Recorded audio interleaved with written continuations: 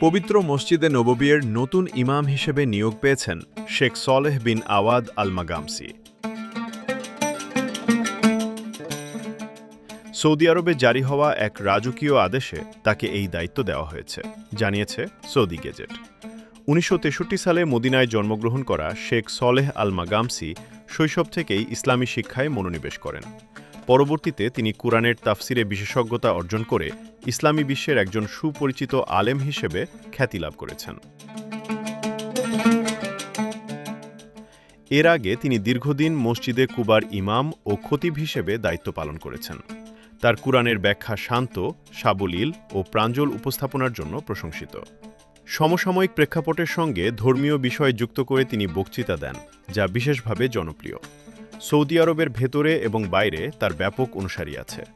তিনি কুরআন চিন্তন, সিরাতুন নবী ও ইসলামী মূল্যবোধ নিয়ে অসংখ্য বক্তব্য ও ধর্মীয় অনুষ্ঠান পরিচালনা করেছেন।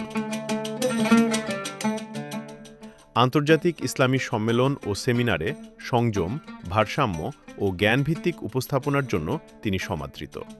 নতুন এই নিয়োগের মাধ্যমে পবিত্র মসজিদে নববীর ইমাম হিসেবে শেখ সলেহ আল মাগামসির নেতৃত্বে ধর্মীয় উপাসনা ও শিক্ষায় আরও প্রভাব বিস্তার করবে আশা করা হচ্ছে।